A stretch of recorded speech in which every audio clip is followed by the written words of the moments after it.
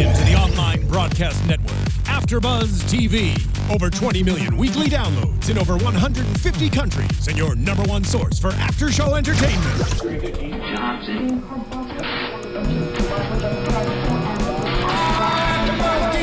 AFTERBUZZ TV, the destination for TV superfans. Producing after-shows for over 300 of your favorite TV shows. Interviewing celebrities and showrunners. And bringing you behind-the-scenes exclusives. All thanks to E! Entertainment's Maria Menounos, producer Kevin Undergaro, and internet leader Akamai. Now, let the buzz begin! Welcome, AfterBuzzers and baseball fans, to your Dodgers Wrap 360. I'm your host, Christina Kaplan. I'm joined by... I am her host, Kevin John. What's going on, guys? Bobby DeMuro back again this week. Yes. Last week was our first official week. Bobby held it down with Jared, who we're missing today. We miss him very much. But we have got your coverage for this past week of Dodger baseball. That's what we're here for. Yes, of course. So... we had the Braves where the Dodgers went 1-2, and the Mets where they split the series 2-2. So let's start with the Braves. Let me get your rapid reaction to that series, Kevin. Well, you know, I think with the Braves, first of all, you have to look. Okay, they lost the first couple of games out there, and the thing is, with a team like the Braves, which personally I don't necessarily feel is that dominant, but you do have to also realize, and we talked about this before on the show, that one of the things that's the Dodgers' Achilles heel is road wins. And we saw that on this past road trip. Now, they didn't do terrible. If you look at all the wins, all 7 games as it is. But that's just one thing that they have to get into the mode of doing, especially going deep into the season. So I'm not going to say that I was disappointed with them throughout that series, but I also would say that I was not impressed. So... listen, I'll disagree with you on road wins. Dodgers are 23-27 on the road. I think anything more, and you're getting really below greedy. 500 on the road. You're getting really greedy. If you're expecting 500 or better on the road, you're getting really greedy, even with a good team. This isn't the Cardinals, and even the Cardinals, I think you're getting really greedy over 500 on the road. Let me say this about the Braves series. Braves are playing for nothing. Braves bullpen's terrible. They've lost Jason Grilli for the year after he tore his Achilles 2 weeks ago. Braves bullpen shut the Dodgers down for 3 games. Dodgers were lucky to win one. The big story of the series for the Dodgers, though, is Mike Bolsinger, shutdown starter, did what he had to do on Wednesday. That's what the Dodgers need. Usually they get it from Kershaw and Greinke. Obviously, those 2 guys shut down everybody. They got it from Bolsinger this week after losing the first 2. He wins this game on Wednesday. You salvage a series, and we've talked about it before on test shows and stuff. Now we're live, obviously. When you win 1 out of 3 on the road against an average team, Braves are going nowhere, but they're not the worst in the National League. When you take 1 out of 3 on the road on an East Coast trip, it's not the worst. And then you couple that with splitting a series against an actually decent Mets team, you do 3 and 4 in the week, you do okay. It's nothing to write home about, but you're also not hitting the panic button. Well, I'll say this with Bolsinger as well. I think he's kind of always been the unsung, hero within that particular lineup. All is said about Greinke and Kershaw, and validly so. They deserve the praise for their accolades. But, Bolsinger's another guy in there, which we're going to talk about trades later. If he can continue playing at the way that he's doing, then that will relieve some stress within. In a weird way, I agree with you. In a weird way, and he's not the legit MVP, but is he almost the Dodgers MVP? Because Greinke and Kershaw have done what you expected them to do, and then some. They're playing out of their heads. But Bolsinger came out of nowhere. Exactly. You expected nothing from him. And all of a sudden, Kevin, you and I are sitting here, and the test shows we run a couple weeks ago, things that don't go to air, things we practice on, you and I are sitting here like, wait a second, Mike Bolsinger, is he for real? Is he for real? Listen, a couple more weeks of this, and he's absolutely for real. How do you not say that? He's way exceeded expectations. Exactly. So you guys would both say that you're optimistic that he can be a lockdown 3rd starter heading into the, I guess, less than second half of the season? I don't know if I'd say lockdown, but you're taking my brain here. I definitely would say lockdown, but I would definitely say potential to be there. Like, can they, outside of Greinke and Kershaw, who do you feel comfortable with? Right. And that's kind of what the question has been. It's kind of been no one up until this point. But if Bolsinger, like Bobby said, if Bolsinger is that one that can fill that third ace void, then that does a lot to really relieve a lot of stress. And I also think that I will do a lot. Well, obviously, it'll do a lot for the organization, but it'll also do a lot for Greinke and Kershaw instead of always putting the pressure on the both of them whenever they go out there, especially in the playoffs. Because we know come playoffs, that's when you really, really have to have a solid rotation. So and when we say lockdown, I think that's the wrong word. But when we're talking about lockdown with a third starter, with a fourth starter, what are we talking about? If Bolsinger, come playoff time, come September, come crunch time, can go 6 innings, give up 3 runs, do outings like that. If you're losing 3-1, 3-2 after 6 innings of Bolsinger, you're in a position. You know, when you have Frias come out, when you have Brandon Beachy come out, and you're out of games after 4, 5, 6 innings, it's too much. But Bolsinger is a third guy. Hey, wait a second. You go 6, 7, you give up 2 or 3. Dodgers are in position. You got guys who hit home runs, and all of a sudden, one swing of the bat, and you're right back in a game. So I guess the better word then is to say, are you more optimistic that he's a consistent starter for that lineup? Oh yeah, absolutely. Maybe not lockdown is the right word, but I know what you were saying. Yes. We were being optimistic with it, but yeah, you know, does he at this point instill some confidence into that rotation? Absolutely. You know, because like I said, come playoffs. You know, the way the rotations go, obviously Greinke, obviously Kershaw, we know they're not locked down, but shut down, aces. The thing is, can Bolsinger come in on that third game for, you know, what have you, and be able to deliver? And I think Bobby said it best. Really, you just need someone that gives you a chance to win. He doesn't have to go out there and pitch 8 scoreless, you know, as long as, you know, he can give up a run, a 2, as long as he gives you guys in the best position to, you know, be able to win the game. That's pretty much all that matters, and I think that's all that's being asked from Bolsinger. If he wants to do more than that, then hallelujah, bring it. If he wants to start his own scoreless streak. Exactly. If he wants to do that, hey. Right. Now, in the notes that Bobby so graciously provides us, you wrote in here one of the most important starts of the season. Why is it that you say that for Bolsinger? It's on the road. It's against an East Coast team. West Coast teams have a tough time going east. East Coast teams have a tough time going west. It's very general, but it's generally true.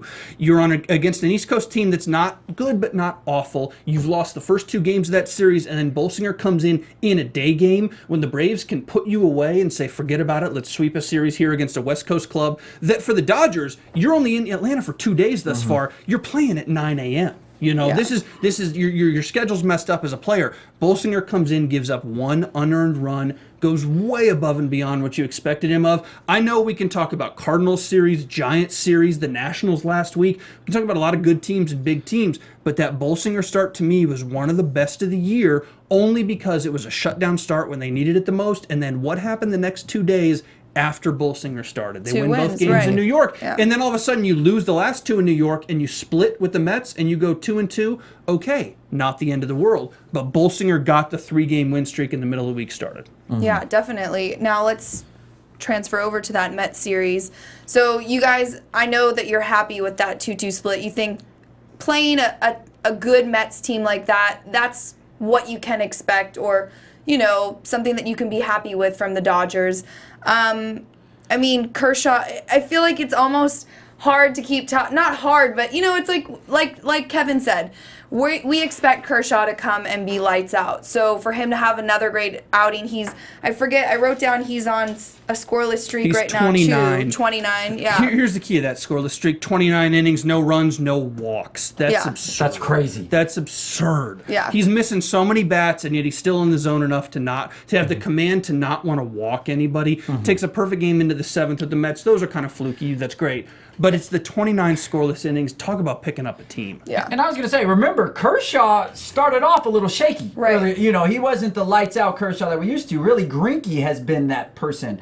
So just to see Kershaw after the All-Star break, and even leading up to it, you know, be able to have that resurgence, or, you know, to be able to just dig back into his bag of tricks and do what he does best out there is just really refreshing to see, especially at this time of the season. If there's a time to get hot, it is definitely this time of the season heading into the playoffs. You can start off bad, but he's finishing extremely strong, and that's why he's their trusted ace. And, you know, another thing I wanted to say as well in regards to Bolsinger, you know, is at least that they were giving him some run support as well. And you find that's extremely critical when doing this. You know, ask Greinke about run support the first few months of the season. So, you know, I think as long as they continue to do that, which I know we'll talk offensively later. But yeah, with the Mets series, you know, with the exception of the 3rd game, I believe that was when they were just obliterated. It was like 38-2, but I rounded up by a couple of factor of 2. I know, right? But the thing is, they've struggled with the Mets, because I remember when the Mets were out here just a few weeks ago. I was actually at one of those games, and the game that I was at, they lost like 9-0. So and the game before that they lost as well. So I know that they have struggled with the Mets this year. So in order for them to get to steal 2 of 4 on the road, I'm not going to sit here and say, I'm clapping for joy and saying that's outstanding, but that's not bad at all. Right. And we'll take that. And that's the name of the game. We talk about it. Survive on the road, thrive at home. Yeah. Dodgers are 33-17 at home, 23-27 on the road. When you survive away from Dodger Stadium, and then you take 2 out of 3, we'll hit the A's and the Angels coming up next week for them. But 5 games of the A's and the Angels, you take 3. Let's be honest, you probably want to take 4. You thrive at home, and when you go out to New York, you survive against a team. Let's give the Mets credit. They're weird. They're goofy as hell. They do not hit the ball. Curtis Granderson gets playing time for them still. Kirk Neuenhuis gets playing time for them. They don't hit the ball, but they pitch pretty damn well. And they're in the hunt. They're going to be in the hunt. The Dodgers played a good team in New York City, and they took 2 out of 4 in the end of July. If you hate that, you don't understand baseball. Exactly. You got to look at the big picture. Going 2-2 against New York, you got to be, hey, you know what? That's okay. Right. And I mean, like you said, playing funky baseball, we had our old pal Juan Uribe hit the walk-off that could have potentially sent the Dodgers to a 3-2 over the Mets, but what? Okay, that is just so funny to me. So he's traded to the Braves, who we faced earlier in the week. Then he gets traded to the Mets, who we face, and he goes on to hit the walk-off to defeat us. I mean, come on. That's not the weirdest thing in the weekend. Yeah, it's not. The weirdest thing in the weekend is Greinke's scoreless streak ends at 45.2 innings. Blame it on the baby. The Mets. I'm joking. The Mets pitcher drives in the run on a ground out. Jacob deGrom drives in the run because this is baseball, and of course, it's not Lucas Duda hitting a home run. Yeah. It's the pitcher. It would have been better if it were Bartolo Colon. Obviously, Colon faced Kershaw, but Uribe, that's a guy that's a veteran who, this was his second game with the Mets, first or second game with the Mets after that second trade of the year. Uribe is a veteran who just figures it out. You know what I mean? And you get in the right place at the right time in the bottom of the 10th, you do what you got to do, whatever. But it's a guy who's now gone to 3 cities in a year. It's, hey, this is a guy who's played thousands of big league games. He knows what to do. Let's not forget what he did for us in the NLCS 2 years ago with his, wasn't a walk-off, but late inning home run. But anyways, Juan Uribe obviously is... Right, it's just a tad ironic to me, 100%. Lose like that. And listen, don't forget, the Mets traded for Juan Uribe for a reason. This is a guy that they look at that game. If you're looking at this from a Mets perspective, you look at this game and say, wait a second, walk-off winner, we want that again October 10th. Yes. I want that against the Dodgers in the NLDS or the NLCS. The Mets traded for him for a reason. Right. Okay.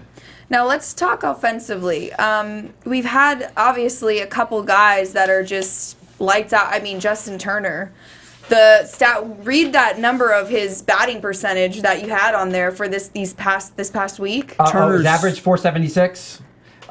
Which is ridiculous. Anyone that knows, I mean, if you're above 350, you're doing pretty damn good. He is just outrageous right now. But I think the biggest question is, can he hold on to this momentum? Do you think he can continue to perform like this the back half of this season? Absolutely not. he's not going to get on base 500. He's not going to get on base 50% of the time. But the question is, the Dodgers traded Juan Uribe for a reason. So look at the bigger picture. And Justin Turner is an equal opportunity offender. He does not just do this against the Mets. He's been doing it all year. Made his case for an all-star appearance, and there were just too many third basemen. He couldn't do it.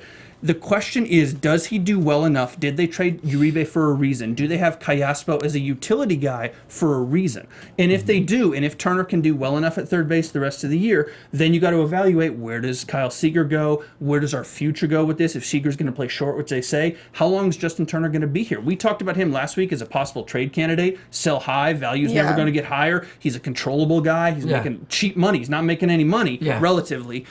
He'd be a good trade candidate. He's also a good guy that you say, hey, how long is the future in Los Angeles? Not going to hit 476 every week, but if he can hit 290, 300, you got a real good third baseman. Well, my thing is kind of like with Bolsinger, I kind of think that Turner is kind of the unsung hero for them. Coming into the season with a lineup that featured Adrian Gonzalez, who's, pretty much Mr. Consistent, if you look at that. Peterson, Puig, a lot of these highly touted individuals. Turner was not really talked about earlier in the season like that. I mean, we know he's a great player. We know what he can bring, but I just think that he's really flourished a lot this season, and we've seen that with him. And I think that he's one of those guys come October, that will be the difference maker, or as I like to say, the X factor.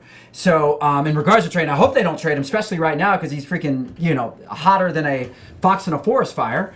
But but with that being said, it all contends, can he extend this greatness 2 months down, once we get into October, late September, and things of that sort. But hey, I'm all about that red hair. Kevin, I miss your corny metaphors. And listen, we blow him up on test shows. We blew him up last week on this show. Let's give Jimmy Rollins credit. Yes. 3 straight games with a home run, 4 straight games with an RBI. He's never going to come around. What you guys were writing him off? It's Jared.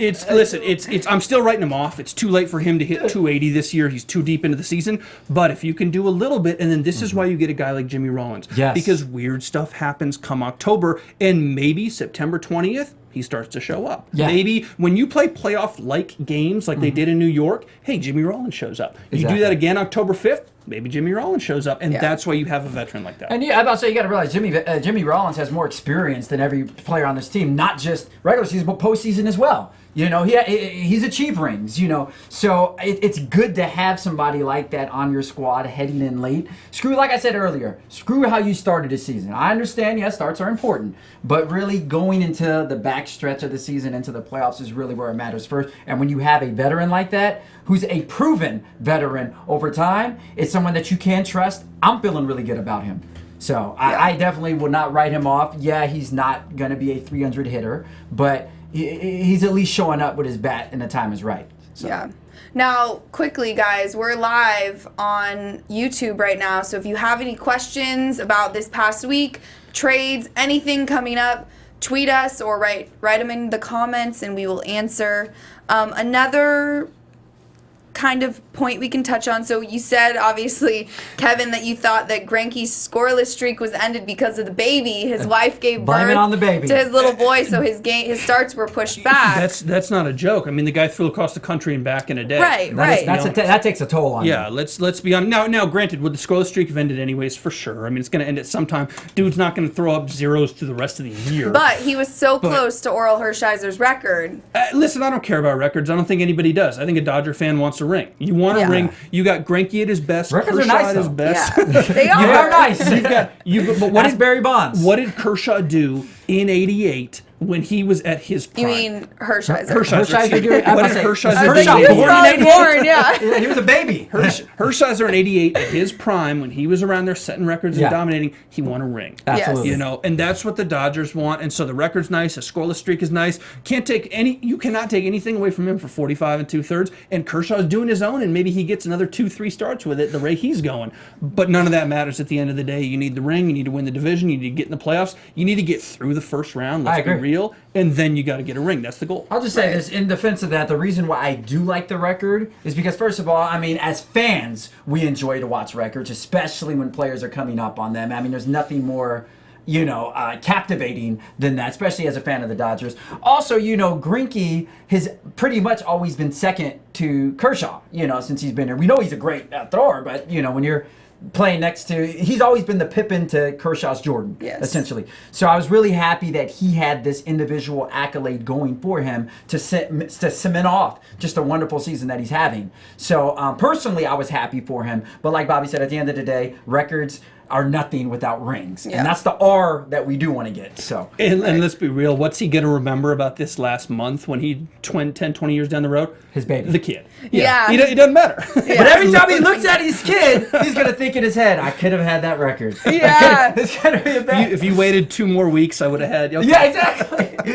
Maybe. But okay, so because of this whole paternity thing, we had Zach Lee with his first major league debut. Not the best outing. Yeah. But when do you think we might see him again, Bobby? How does that? Okay, sorry. Next year.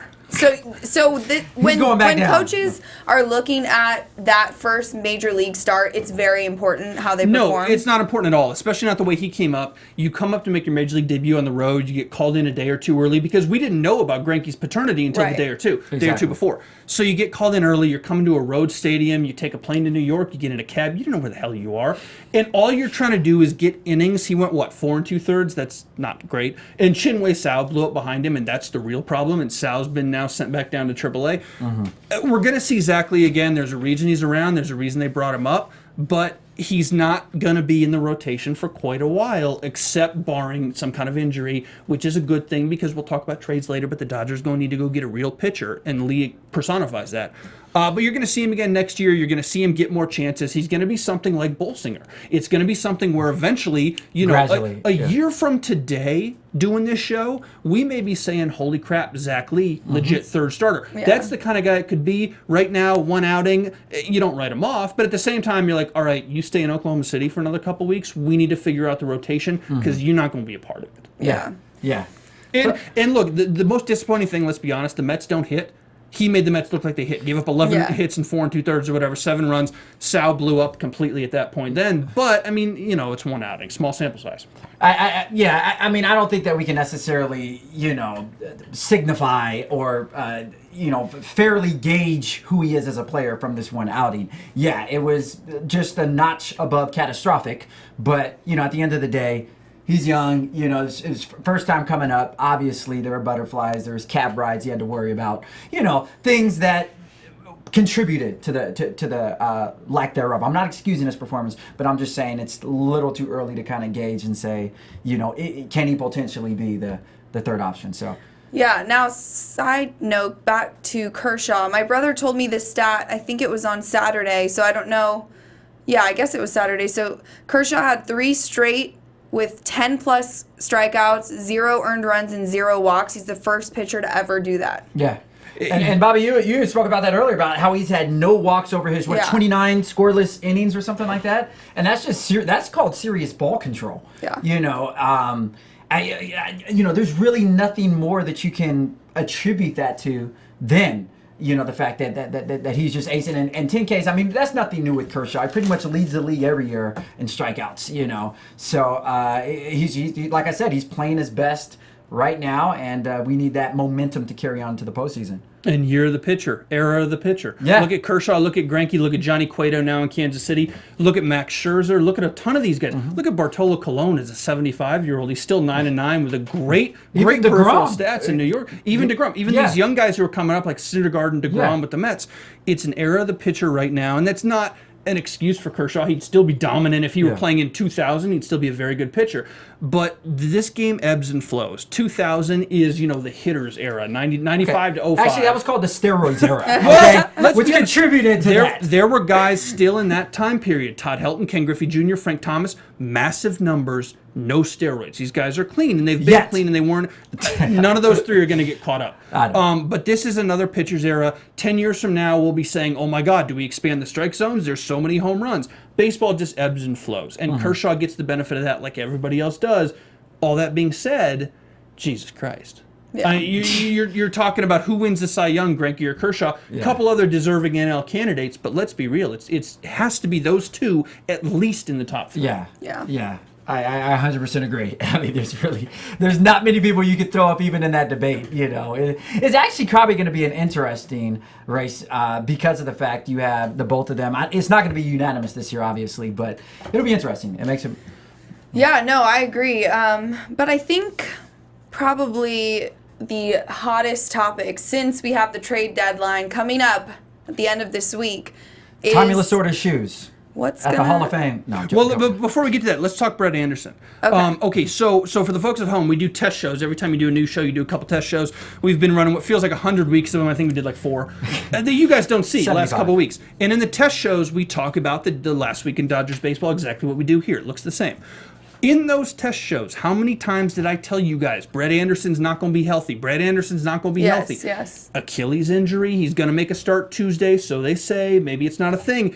But there's the chink in the armor. Here it comes. Does Brett Anderson get injured for the rest of the year? No, probably not. I hope not. Nobody wants him to get injured. Yeah. But the dude is made of glass. The dude has bizarre injuries. And now, and this links to the trade deadline, do you say Brett Anderson's kind of injured, Zach Lee wasn't the answer, Carlos Frias not going to be the answer? We need to go get a pitcher right now. Urgency level is at an all-time high. Yeah. I think it's doubled because Johnny Cueto's already gone, Scott Kazmier's already gone, and the number of available pitchers has just shrunk by 2 very good ones. Yes. So I was reading an article actually earlier today that said that the Dodgers see Giovanni Gallardo as a backup if they can't Giovanni Gallardo as a backup if they can't get Hamels or David Price. Listen. Go ahead. The Tigers are not going to give up David Price till July 31st. They've said as much on the record. So if you're using somebody as a backup because you can't get Price, you better do a deal in 15 minutes at the very end of the deadline on July 31. I don't know how likely that is. I would rather you go get somebody like Gallardo, or just for God's sakes, go get Cole Hamels right now. But with Johnny Cueto gone, with Scott Kazmir gone, your options are dwindling. To me, it's not panic time, but it's definitely heightened awareness time. Go get a damn pitcher today. Well, speaking of going to get a damn pitcher, what would it take for them to land Cole Hamels? Young players. This is the question for me. Cole Hamels is the Phillies want young players. They don't care. I know we've talked about Puig. We'll talk about Puig and whether he's on the trading block or not in a minute. Oh yeah. The Phillies could get Puig because he's relatively controllable on a relatively cheap contract. He's not making tons of money. That's not a bad thing. He's got a few years to go. The Phillies want really young guys though. The Phillies are going to ask for Kyle Seager and Julio Urias. Jared and I talked about this last week. Seager, fine, I'm good with him leaving. Urias is a 19-year-old now. He's about to turn 19 in Double-A. Under no circumstances are you giving up Julio Urias for anything. Now, maybe I'm alone in that thought, but I would hope that the Dodgers understand that a 19-year-old in Double-A who was dominant in Double-A this year is an absolute no-trader. Yeah, I'm thinking Seager and Urias are probably no traders as far as I would give up, to be honest, I would give up Seager. Really? Yeah. I think Seager's going to be a very good player, but I think the Dodgers look at that and say, you know what, we really need a starter to win now. Urias is the kind of starter who could be the next Kershaw for like another 15 years. Right, Best and case there's scenario. a surplus of infielders, so... Yeah. I think Seager would go. It'd be a tough go. He's a great player, but I think you trade Seager before Urias. Well, I think you got to look at it. It's more than anything, it's a sense of urgency now. I mean, ideally, would they want to have to put up all of them? No, absolutely not. But, it's a sense of urgency. You need, like Bobby said, you need a damn pitcher. And, I think with that being said, you just kind of have to cut your losses or just figure out, what your best options are. Urias, I'm actually a pretty big fan of Urias. And, whether or not he'll be able to be a Kershaw for the next 15 years, obviously has yet to be determined. But, the thing with Seager, and I haven't did an extensive scouting report on him, but, the thing I understand with him is he's very inconsistent. And that could just be from, lack of experience or things of that sort. But I would much rather have if you have to pick one of the two, I would much rather have Seager go and, further hone Urias. Right, because we also have Hector Oliveira, who could come up at any time as well. So that kind of helps that way. But, all right, I guess the big question for me, at least, is I'm wondering... Even though Hamels had 2 horrible starts prior, he just threw a no-hitter, does that increase his trade value? No, not at all. Maybe a little bit. It raises the stock a little bit. A couple bad starts decreases a little bit. A couple of good ones increases a little bit. But fans are saying, holy crap, no-hitter Cole Hamels. Scouts are saying, how is he finishing pitches? How is he locating pitches? What's his velocity? Hamels' entire body of work speaks for itself, and he's valuable enough as it is. And I think that the trade to look at for the Dodgers, I think we're all in agreement here, I hope. The Dodgers are in complete win-now mode. They are in complete Kansas City Royals, everything or bust mode. The Royals just went and got Johnny Cueto today. Insane. Cueto, contract expires at the end of the year. They're not going to re-sign him in January. He's done. He's a rent-a-player completely. Hamels is controlled more than that, but the Dodgers have to take the same example the Royals did and say, we need to win right now. Exactly. Does Hamels make us do that? Does David Price make us do that? Exactly. Do both guys make us do that? And if we give up a Seager, if we give up a ton of prospects, maybe even, hey, if we give up Urias, I'm not a fan, but maybe you do, because you know what? We have to sell out and we got to win a World Series in 2015, period, point blank. Yeah, I mean, I couldn't say any better than that. I mean, I think you have to look at what it is that you're trying to accomplish. Obviously, the goal is not for, 4 years down the line or 3 years down the line. The goal is right now. What does it take right now to get the team that we need to win right now in order to get that series? So whether it is something, whether they go after both Price and Hamels, which would be pretty freaking incredible. That's what 3-4 Cy Young winners in a single rotation. Obviously with Kershaw and Greinke, but the thing is you think, okay, what are they willing to give up? Because also the unfortunate thing is when you are at a sense of urgency and win now mode, sometimes you do things that you may regret next season, season after that, especially when giving up draft picks and things of that sort. So, it's very interesting. I'm not the general manager for the Dodgers, so I assume they're sorting all this stuff out. But I can imagine how complex it is dealing with that. I would just say right now, hands down, you need to make a pitcher your priority, and you need to do whatever it is that you can in order to do that. Everything else can kind of come into place. But I think that's right now is our focus, and you need to do what you got to do. If that means selling your child, make sure you get a pitcher. It's that serious. Selling Greinke's baby. Selling Greinke's. Listen, let's look at a case study the other way. Let's look at the Houston Astros. The Astros were bad for how long? How stocked is their farm system? And now all of a sudden in 2015, the Astros say, holy crap, we pitch well, we play pretty good defense, and we're in the hunt. We're in the hunt in the AL West. So what do the Astros do? They go get Scott Kazmir. Very good pitcher. Yeah. Not a World Series difference maker unless you've already got a stacked rotation, but a very good pitcher. So the Astros are almost playing to say, you know what? We want to get to the playoffs, and we just want to have a shot. Scott Kazmir is not the World Series winning chip that's going to push us over the top, but hey, maybe something weird happens, they give us a shot. The Dodgers are not the Astros. The Dodgers have spent $50 billion on their payroll. The Dodgers are trying to, period, point blank, win right now. Yeah. When you try to do that, Scott Kazmir is not good enough. Again, no offense to him, he's a great pitcher, but Scott Kazmir alone is not good enough. Yeah. David Price, Cole Hamels, Cueto would have been damn good, but he's off the table now. Guys like that, you need the frontline guy, the secondary guy who might kind of be available. Maybe you make the move, but you need somebody else besides him. Yeah. Right, and now aside from prospects, we know that it was at least stated that Puig would not be on the trade block, but then kind of backtracked and reneged that statement. Is there anyone besides obviously Kershaw, Greinke, Jock Peterson? Ooh, don't go that far. I know what you're going to ask. You think Jock? Adrian. So Jock- you think besides Kershaw and Greinke, anyone else is up for trade? I would say AG is up. Yeah. Go ahead, Bob. I'm crazy. I'm kind of an AJ Preller, if you will. I don't know if I'd blow it up as much as Preller did in San Diego. But anybody for me but Kershaw and Greinke are on the block. And Kershaw and Greinke are only not because you need pitchers, and you want to keep the two best pitchers in the league, and that's obvious. Look, Jock Peterson is very young. He's got a lot of controllable years, and he's making nothing. He's making, for us, he's making $500,000. For baseball, he's making pennies. Yeah. So you talk about a young, controllable guy who just came up, has a lot of flaws in his game. A lot of good things, a lot of flaws. Yeah. And you as the Dodgers say, hey, do we maximize him or does somebody else? I think he's absolutely on the block. Is he going to go? No, probably not. I don't think you trade him. But I think you'd be stupid not to listen for offers to somebody like the Phillies or somebody. And if they want to throw Jock in a deal and you say Jock and Seager for Cole Hamels, maybe there's a few other players both ways in that. That's really tough. But if you're the Dodgers and you're trying to win now, Carl Crawford's back. Andre Ether's having a nice year. Yeah. Puig's doing okay in right field. Scott Van Slyke's going to be your fourth outfielder. Enrique Hernandez is kind of a spark plug as your fifth outfielder. And all of a sudden you say, hey, it hurt, but we can give up Jock. We can get Cole Hamels or somebody, hypothetically.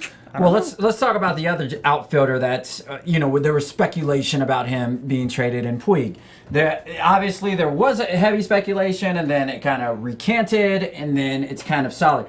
My question is, first of all, what will it do to benefit the Dodgers to give up somebody like Puig? I understand if you're trying to land somebody huge, but other than do you? So I guess my question is, do you think it's more beneficial to give up Puig to get a huge, highly touted free agent, or do you think it would be more detrimental to the Dodgers to let go of somebody like that? If you feel like the trade piece coming in will win you a World Series, you'll give up right now. Almost anybody. Remember, it's about now. Yes, you'll give up virtually almost anybody, Puig included. Puig's not making tons of money. He's on a very team-favorable contract. So I think you give up virtually anybody besides, again, Greinke and Kershaw, to get the win now piece. If you were going to include Puig in a deal that was going to net you the second level piece, the number 3, number 4 starter, yeah, absolutely not. Unless the number 3 starter is Cole Hamels by virtue of the fact that 1 and 2 are so damn good, Hamels falls to number 3. Exactly. But you got to give up Puig for a frontline guy, whether it's a starter or whatever. And I think the only thing you want is a starter. Let's be real.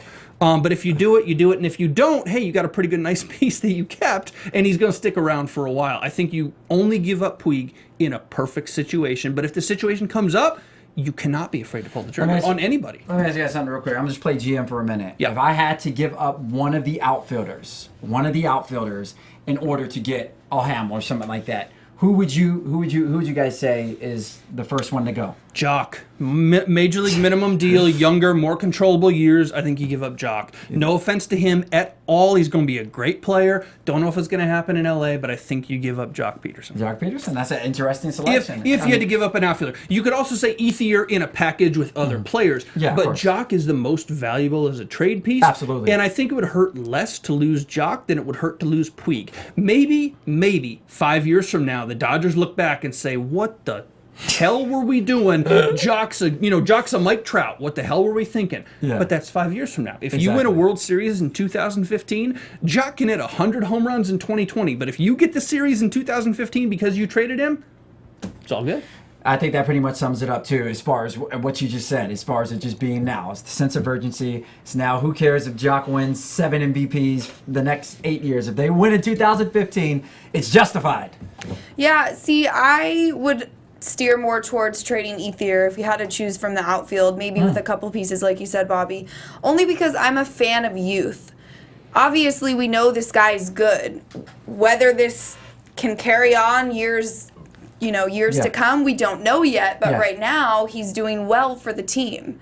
So, But you're not going to get as much for Ethier, and Ethier's making a lot more money. Those are the problems. So if you eat a lot of Ethier's contract, you do what you did with Kemp. Look at the Padres now and what happened with Kemp. You say, man. okay, we feel Yasmani Grandal, we feeling okay, Right. But you're still going to eat a lot of money for Ethier. You're going to have to give up a lot more pieces. If you put Ethier in a deal, you might have to include Seager in that deal too. Because Ethier's just not as valuable. He's a good player, but he's only got a couple years. So you're saying that Jock's more of a standalone trade piece rather than a package deal? If you were the right team, if you were the Phillies, maybe. And it may be something else too, but Jock is a centerpiece for the Phillies because he's so damn young. Yeah. Yeah. And that's what makes him so valuable in this, is the fact that he's got youth on his side. He's not someone who's 33, 34 years old. He's got youth, and that's going to be something of high value on the market. In addition to what he's already done. I mean, we've seen flashes of superstardom from him, but we've also seen flashes of idiocracy from him as well. So, So then, Kevin, answer your own question. Yeah. If you had to choose one outfielder, who would you choose? That's a very difficult question. I mean, It depends on Because the I piece look you at- get back. well, Right. yeah, obviously, yeah. It depends on who we're getting, because that's the reason you're making the trade to begin with. So if you're asking if we're trying to get someone like Cole Hamels, who would I give up if I had to choose one of them? I would probably give up Jock. And the reason I say I give up Jock is because it would really come down to Puig and Jock. The reason I would choose Jock over Puig is because, for one, Puig, I know he's still young. This is his third year, or third complete, actually second and a half complete year, because he came up halfway through a couple years ago. But I still think that Puig has done enough to show that he can be an everyday, fixture, an everyday consistent, person. Now, he's done a lot that's also, should I say, could counter that as well. But I have my faith going in Puig 10 years from now than I have in Peterson 10 years from now. Now, Peterson is he has incredible power. I think like 5 of the furthest hit home runs this year in the league, or like 4 out of them, have been from freaking Jock Peterson. We know he's a freak, but we know he freakingly strikes out as well. And, another thing is in the outfield, I take, and you guys may laugh at me about this, I actually will take Puig's defense over Jock Peterson's defense as well. And I say that because Puig is a lot faster. He covers more ground. Yes, he misses the cutoff man and makes some bonehead decisions sometimes, but he has a cannon on him. So I just think ultimately, as far as players, if we're comparing the two, I think that you get more out of Puig than you do out of Jock. And that's not a diss to Jock at all. Yeah, no, and I think maybe a lot of that has to do with just maturity. And Puig, like I said earlier in some of our test shows, that I see a lot of Puig in Jock, in that when he's at the plate, he's a little bit quick to make his, decisions. He swings at a lot of pitches that, he doesn't have as much patience, similar to the way Puig kind of started in his first year. So maybe the reason why you would prefer Puig or favor Puig in that situation is just really maturity. The maturation process, yeah. But So we're talking about how Puig is the mature one. Yeah, in a go combination. figure, go Boy, figure. how the world is flipped on its head.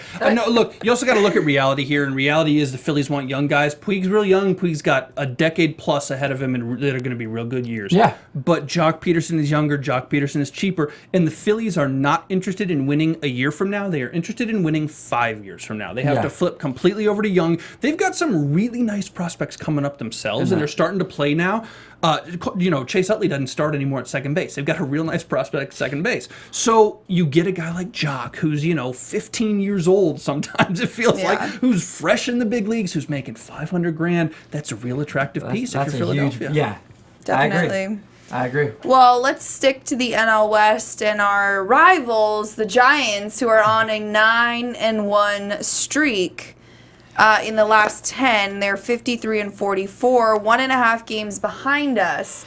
Are we worried with that? Well, first of all, one thing you got to be worried about, and I know Bobby addressed this earlier with the Dodgers away record. You got to realize the Giants away are 26-22, which is pretty damn good. All right, that's almost identical to their home record, 27-22. So when you have a team that's this good, that gets it done on the road as well as in home, especially during this stretch that just won 9 straight, I'm not going to lie, my heart would be pounding extremely fast, all right? I do not think for a second the Dodgers are comfortable up there at first in the NL West. And we've seen the Giants make these, from the last 5 years. We've seen them come in the last stretch, second, even sometimes third in the NL West. And then slowly, as it gets to the end of the season, slowly come up atop. They're a great team. Even though the only thing the Dodgers have in our favor is that the Giants have won World Series on even years. So, this is an odd year. The Giants won in 2010, 2012, 14, what have you. This is an odd year, so maybe they won't come out. But I would be very afraid. I actually am very afraid. I'll be honest. There's a baseball reason for the even year thing, and it's legit. That point is legit. I think the point is this. The Giants are not going to win 9 of 10 for the rest of the year. The Dodgers are not going to go 500 for the rest of the year. I don't think. That would be bizarre. But the point is, you were never ahead and out front. You have not won the thing until you've won the thing and the other team is eliminated. And not for nothing, you want to be, look at recent World Series champions, you want to be that wild card. You want to be the second team. We talked about this. You want to be the Royals coming up last year or the Giants coming up last year. You want to get hot September 15th and play your way into the playoffs as opposed to coasting. Exactly. And so if you're the Dodgers right now, you don't want to go up 8-10 games in the division and win the division handily because come September 30th, you're in for a wake-up call. The Dodgers got that wake-up call last year. They didn't like it. Did they? If you're close now, if you're close in August, if you're close in September, hey, Dodgers want to win the division, you win the wild card, doesn't matter, still in the playoffs. Will the Giants overtake them? I honestly don't think so. But are the Giants going to give them a run for the money? Absolutely. And then the Padres, 7-3 in their last 10. Are they out of it? Hell no. They're not out of it yet. I think the Diamondbacks going to fade. The Rockies are inconsequential, but the Giants for sure, and the Padres probably. You're going to be tripped up by one of those two teams at some point, and the Dodgers just need to hope that when you play them and when you play the teams you can beat, like Arizona and Colorado, you take care of business. You get those W's. That's it. Right. Very true. Especially considering the outcome of all of the series so far against the Giants this year. Yeah. It's definitely got to have you worried, especially because, like Kevin said, you know how they can turn it around at the back half of the season and really push for that, title. So absolutely. And the Giants have a wealth of starting pitching. Take their lead. They got 6 legitimate starters for 5 spots. And one of them is injured right now. But take their lead, go get a good starter, go get a good reliever, for God's sakes. Yeah. Go bolster the pitching. You're going to win a lot more 2-1 games than you are 8-7 games. Dodgers leave too many guys on base. They don't hit on the road to be winning 8-7 games. You can win a lot of 2-1 games. They can do that every day if they have the right staff. Yeah. And All right. Give it up for some of them Giants pitchers that can hit, too, at the plate. Man. Yeah. Shout out to Bumgarner. Go ahead. Okay, you can't be shouting I know, out I to the can't. Giants on Dodgers Wrap 360. This is the Kevin. thing. You have to acknowledge people that do great things. We can't be biased in everything that we analyze here. Yes, okay. Anyways, but yeah, forget Bardner. Bumgarner, whatever his name is. Screw him. Let's move on. So let's flash forward to this upcoming week. We have a couple of good series. One probably better as far as our win percentage goes. The other better as far as excitement goes. We've got the A's and then the Angels. Freeway series, always exciting. What are your outlook for the next couple of series? Well, first of all, speaking of the Giants, the team that they just handed it to is a team that we're about to get in the Oakland A's. And like Bobby said, you got to take care of business against the teams you can take care of business with. They have to take care of business against the A's. I mean, you can't drop 2 of those games. It just cannot happen. So I think, obviously, if you're asking what's my reaction, I think they're going to go in to the and take care of business against the A's. Also, you got to realize the Angels are a good team. They're great. They have probably the most powerful third and fourth batter right now. So, you also have to look at that, you're going against a strong, solid team with the Angels. So, with that being said, I think they absolutely know they have to take care of business against the A's. I don't think they're going to sweep. I don't think they're going to take everything against the Angels. I mean, they are playing at home, which is advantageous, but it's practically home for the Angels as well. So, I don't know. That'll really be an interesting series. I think we can take. I know we can take at least 2 of the games against the Angels. I know we can. Yeah. Can we take them all? I don't know. Bobby? Look, A's and Angels, you're looking at tale of 2 teams. I know. The A's are starting to trade players. Scott Kazmir is the first one gone. When you start to trade players at the end of July, you're telling your players as a front office, we're giving up. We're looking at next year. We're looking beyond. So the A's, right now, what's the incentive? By the end of the year, you want to play hard, but right now you're in that weird flux zone. What's the incentive? If you're the Dodgers, do what the Giants did. Take care of 2 games. You're only going to get them for 2. You got an off day Monday, off day Thursday. Tuesday and Wednesday are must-win games only because they're so damn easy and they're sitting there for you. The Angels go the other way. By the time you see the Angels on Friday, they might have some new pieces. They're looking for outfielders right now. They might get a Carlos Gonzalez from the Rockies. Does he impact the series on the road in LA right away? Maybe not. But the Angels are going to be a little different when we see them on Friday. I think they're probably going to have to make a move because they need some offense. But Cole Calhoun, Mike Trout, Albert Pujols, you're right. I mean, the Angels at the first 2 months of the year didn't hit at all. Now they're hitting. Now they're pitching. They've got a couple decent pitchers, and Jared Weaver, for some ungodly reason, still in the rotation, kind of surviving. So the Angels are not a bad team. They've overtaken the Astros in the AL West. That's going to be a great series. You won't see them again, obviously, till the World Series. If you do, I don't know that both teams will end up making it there. I think the Angels probably fall a little bit short. But, that's if you take 2 from the A's, it takes the pressure off that 3-game series from the Angels.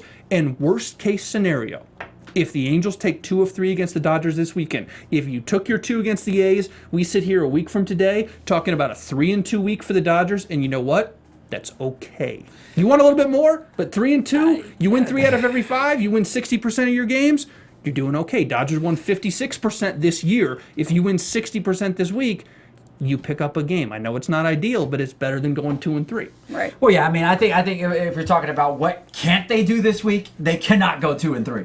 That cannot happen. I mean, 3 and 2 is not terrible, but even 3 and 2 doesn't really put you comfortably in front, especially of the Giants. And I don't know who the Giants have coming up either this week either, so that may make a difference in how we project the standings. But yeah, I mean, at the end of the day, if they can do 4 and 1, outstanding. Yeah. If they can do 5 and 0, I mean, even the more the merrier.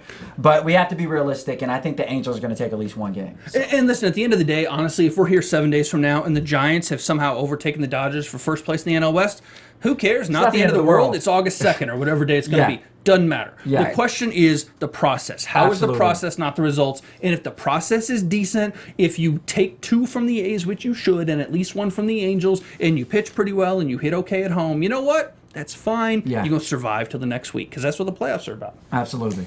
Yep. And like you mentioned, wouldn't that be exciting to see an Angels-Dodgers World Series? Wow. I don't know. That would be a good one for me, but very scary if the Angels were to win. Anyways, guys will be back next week. I will be out of town. Where can they find you on social media in the meantime? On social media, you can find me on Twitter and Instagram at HeyKevinJohn, or on my website, it's kevinjohn.com. And I'm on Twitter at Bobby DeMuro. And you can find me on Twitter or Instagram at Tina Cap. And like I said, we will see you next week. Go Dodgers! Big Blue! Don't trade Puig!